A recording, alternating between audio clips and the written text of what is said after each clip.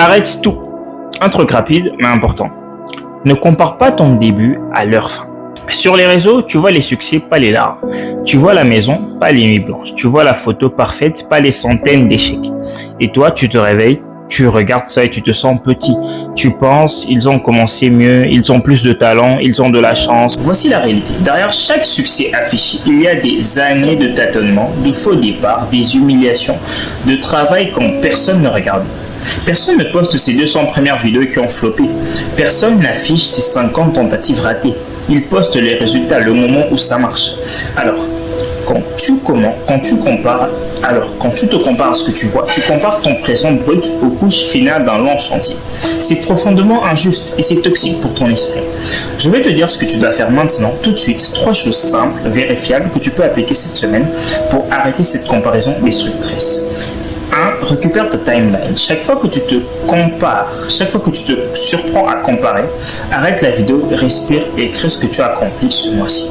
Même une petite victoire, 3 lignes. Lis-les, tu rappelles ton histoire à toi, tu rééquilibres ta narration. 2. Réalise un journal d'échecs. Écris une page où tu listes tes erreurs récentes et ce qu'elles t'ont appris. Écrire j'ai échoué ne détruit pas, ça instruit. Et quand tu relis dans un mois, tu verras le projet tangible. 3. Fixe un mini-projet visible. Choisis quelque chose petit et public, une vidéo par semaine, un post-note, un bout de texte. Publie, mesure, ajuste. Le progrès se voit quand tu crées un historique, pas quand tu regardes les faits accomplis des autres. Je me rappelle quand j'ai commencé, je regardais les comptes qui avaient déjà 1000 fois plus d'abonnés que moi. Et j'ai voulu abandonner. Puis j'ai gardé un carnet d'échecs et chaque page remplie était une preuve que j'ai essayé. Aujourd'hui, ces pages sont mes diplômes invisibles.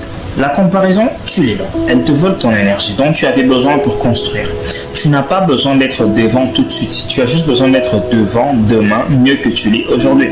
Alors, voici ton défi. Pendant 7 jours, chaque soir, écris 3 choses que tu as faites pour ton projet. Même petites. Et publie une seule preuve visible à la fin de la semaine. Pas pour prouver aux autres, mais pour prouver à toi-même. Si tu relèves le défi, écris « Je commence » en commentaire, poste ta preuve dimanche et tag-moi. Je veux voir ton évolution sans filtre. N'oublie pas, eux, ils ont peut-être une fin magnifique aujourd'hui, mais toi, tu tiens la plume de ta fin. Écris-la et commence maintenant.